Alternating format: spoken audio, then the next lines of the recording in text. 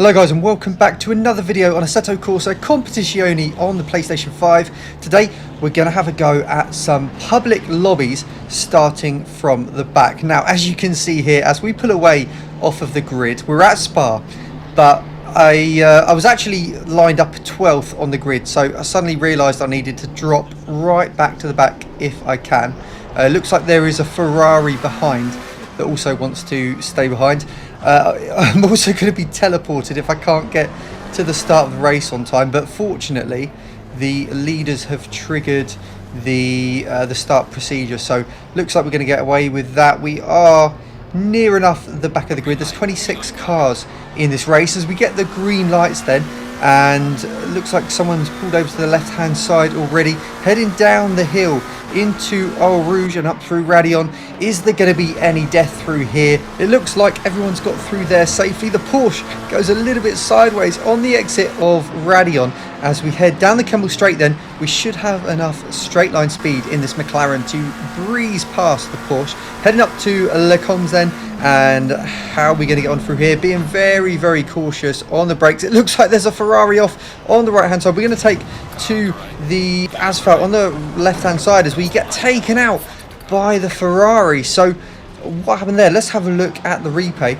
So it looks like as we rejoin the track, the Ferrari has just come across us. Not sure what's going on here. Let's have a look from the Ferrari's point of view.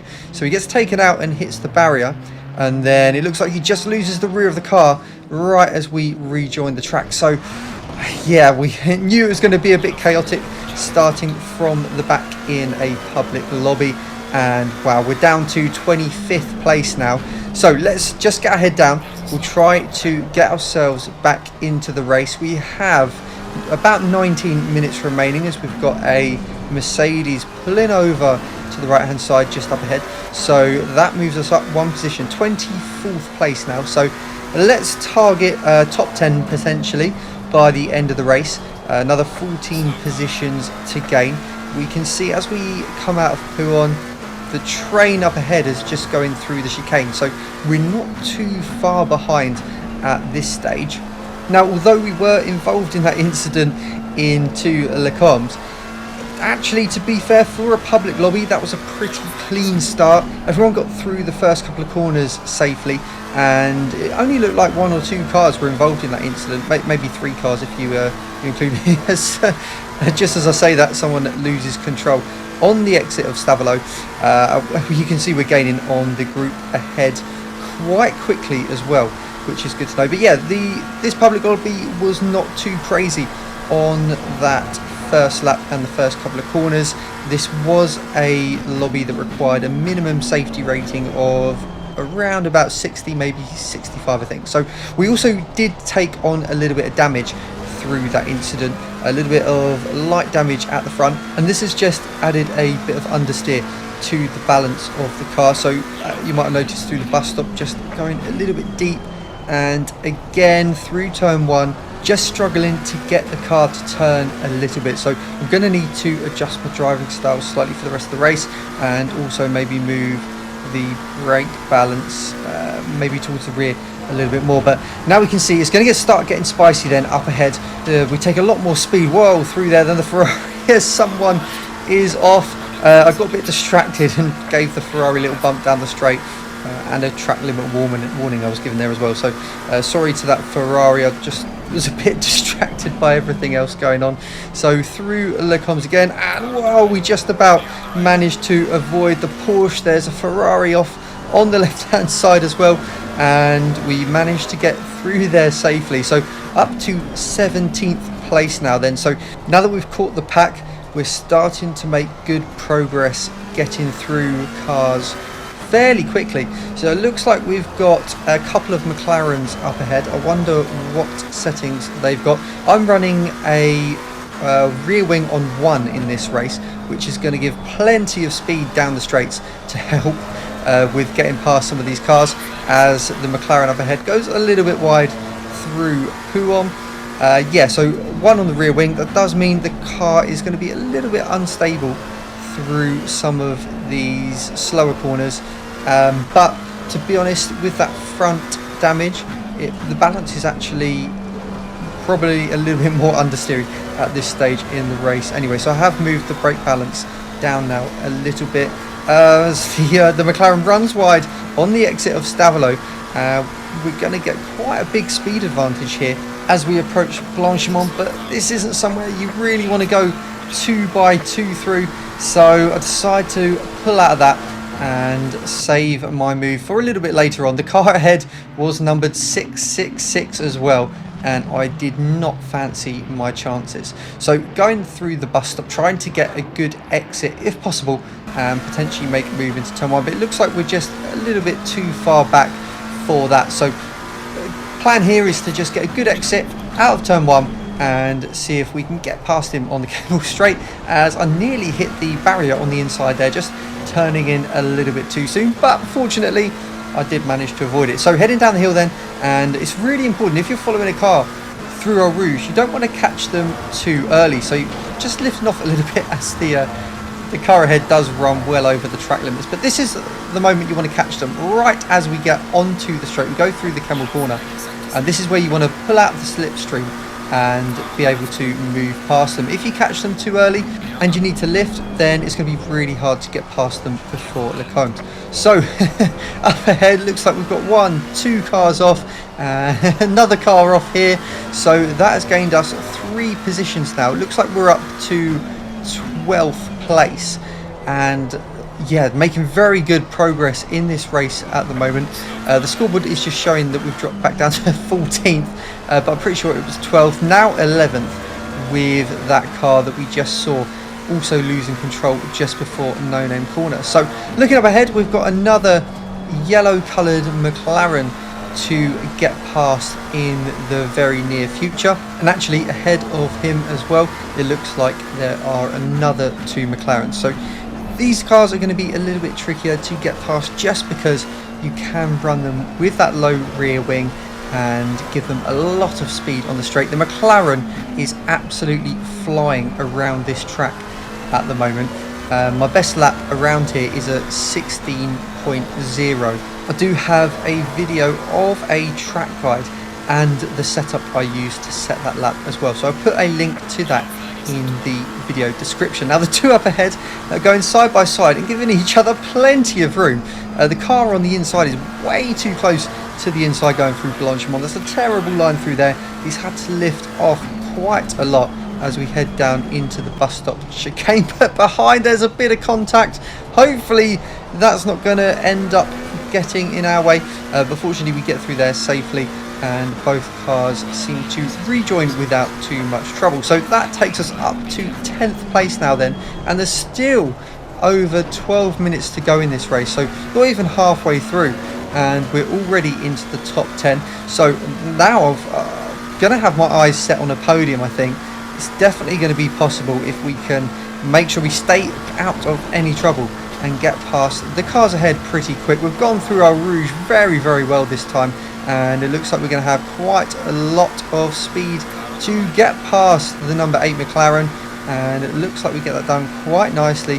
But under braking down into the coast, he goes a little bit deep. I did see that coming, fortunately, and fair play to him. He did clearly try to avoid running into me there, and unfortunately just losing control of the car. But now we're up to 8th place, so it looks like someone else might have had an incident and pulled out of the race, because we only passed 1 car there. So up to 8th already, again still over halfway to go in this race. We've got another McLaren up ahead, number 111 Kryptoni 64, so let's see how fast we can catch up to him and make more progress in this race. Now if you are enjoying the video, guys, don't forget to give it a like, because it really helps out the channel, and don't forget to subscribe if you haven't already and you are enjoying the videos. So we've now managed to catch right up to the back of the McLaren ahead.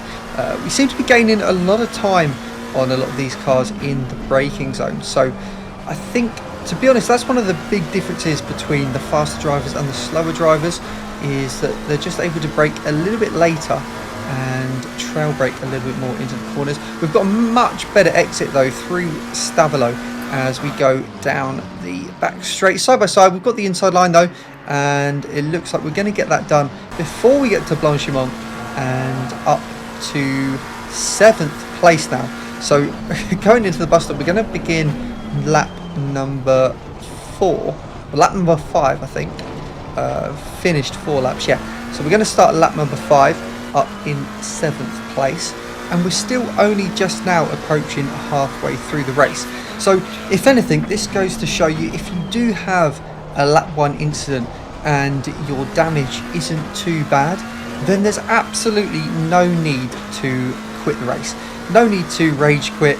Stay in the race. You can still have a pretty decent race and make things happen. And even if you're not making as much progress through the field, it's still worth staying in the race and having great battles. Like so far in this race, it's been absolutely brilliant.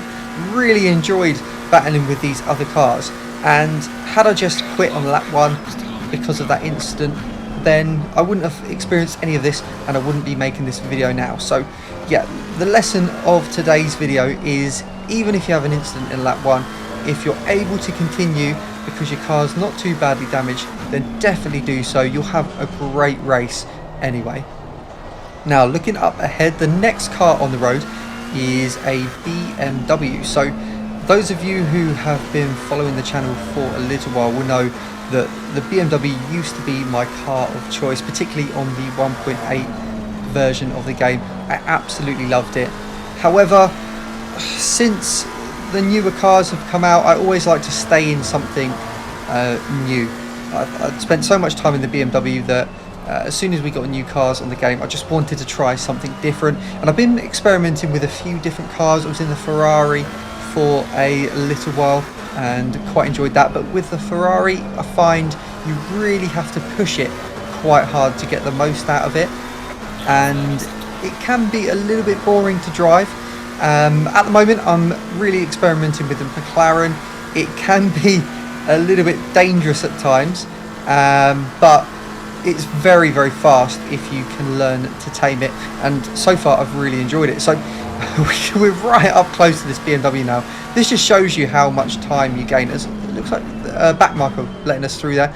It shows how much time you can gain when you've got a bit of free air, and already I was nearly 1.5 up on the Delta, and that's dropped down again a little bit now we've caught this BMW, but I do finish the lap going over a second faster than I had previously. So it really shows you how much time you lose battling, as the BMW runs very deep into turn 1, and we managed to get past quite comfortably there. So that saves us a bit of work at the end of the Kemble Straight, and also means we can go flat through here, not having to judge our closing speed, and that should help us gain a bit of time. And again, you can see on the Delta, seeing as we've been able to go flat through our Rouge and Radeon, the Delta is coming down just a little bit. So up ahead we have more McLarens, 3 more McLarens to catch up to, with the final one being for the last podium spot. So head down, let's see what we can do. 7 minutes to go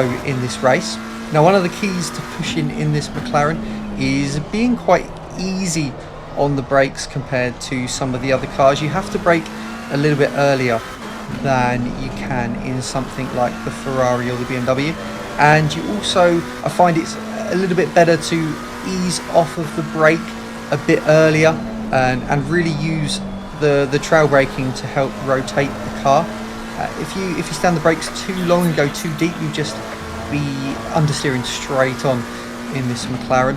And then on the throttle, you want to really try to, you kind of get on it quite early but quite gently, and then when you feel the traction and you feel the rear end grip up, then you can go full throttle. If you just kind of stomp on it, then the rear end will snap and you'll either lose loads of time or potentially spin.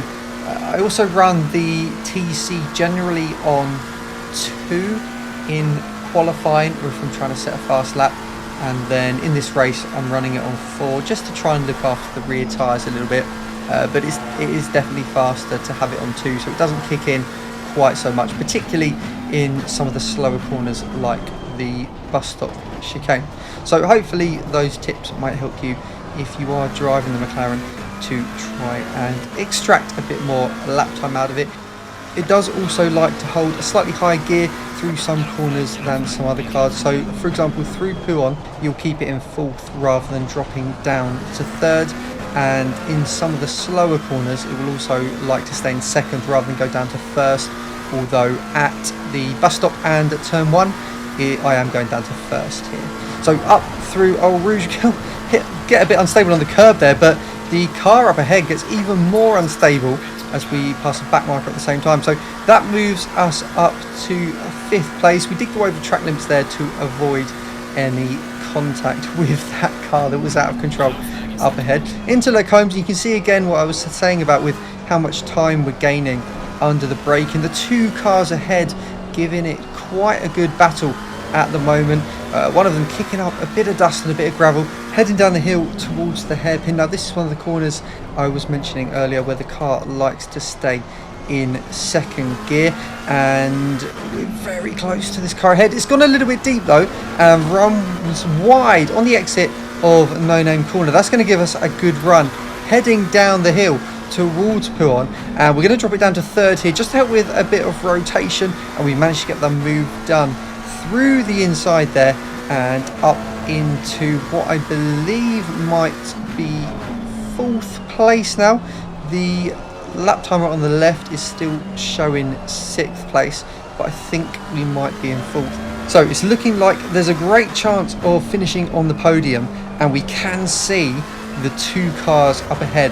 So 3rd place ahead and then 2nd place just ahead of him. There's a good chance with 4 minutes left to go in the race we might be able to finish 2nd. Looking at the timings on the bottom left hand corner, there is a 10.5 second gap though to the leader, so it's going to be very, very hard to catch up with the leader. I'm going to need to be about 5 seconds a lap faster, which I don't think I'm capable of, unfortunately.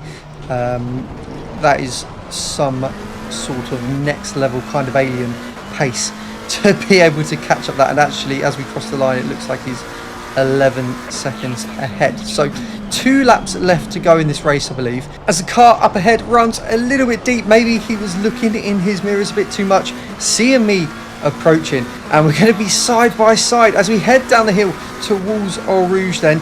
And I decided to just back out of this one, not this late in the race. I didn't want to go for it, and yeah, unfortunately I did lift off just a little bit too much, and doesn't look like I'm going to be close enough to try to pass before the end of the straight. But you can see I am gaining quite a lot as we get towards Les Combes, and the Mclaren runs a little bit deep again, and we move to the left hand side and just about managed to get ahead before the right hander. And yeah, it looks like that was a really good opportunistic move, and the Mclaren behind just buckling under a little bit of pressure there late in the race, and unfortunately for him he is now out of a podium position. So looking up ahead, we've got a Porsche next, 1.5 seconds ahead.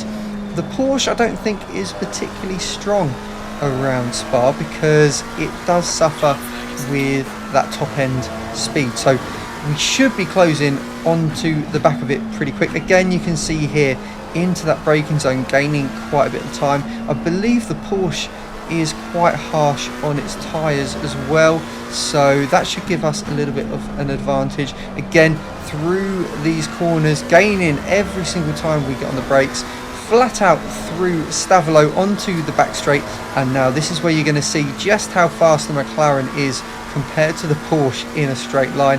Not sure what that Porsche will be running on the aero, but we have one on the rear wing, maximum speed, and you can see just how fast we're catching up to the back of it. He is going to go very defensive into the bus stop chicane though, so we're going to take a nice wide entry, try to get a good switchback, good exit out of the final corner, and you can see we do just that, move to the inside, and the Mclaren is going to breeze past on the start finish straight then, making sure we hit our braking zone for turn 1, and we get that covered off, giving him plenty of room on the exit just in case he decides to hang it around the outside. Now we're up into 2nd place. It's the final lap of the race, and I just need to make sure I completely cover off the Porsche for this final time down the Kemble Straight. He is going to be right in the toe, but you can see, looking back, even with that slipstream,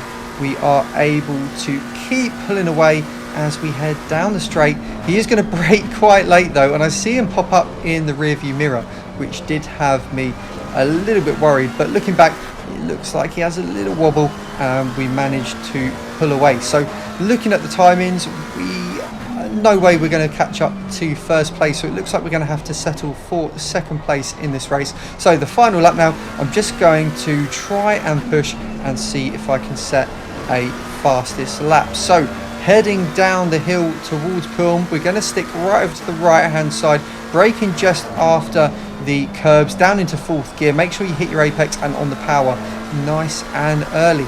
Heading towards the S's then, and we're going to be braking at just before the curb on the left hand side, down into 3rd gear. This is where I say keep it in a slightly higher gear. You want to clip each curb, as that will help drag you around the apex, on the power as soon as possible. And then we're going down into 2nd again, little dab of the throttle, and then try to get it flat as soon as you feel the rear grip up, flat through Stavelot onto the back straight. Now as we head down towards Blanchimont, I really hope you've enjoyed watching this video. Let me know in the comments if you have enjoyed this slightly longer video than usual, and if you do, I will definitely make some more. So heading to the bus stop for the final time, braking down into 1st gear, bleed off of the brakes, get the car and the nose turned in, and then on the power on the exit, and we're going to cross the line to set the fastest lap of the race and finish in 2nd place.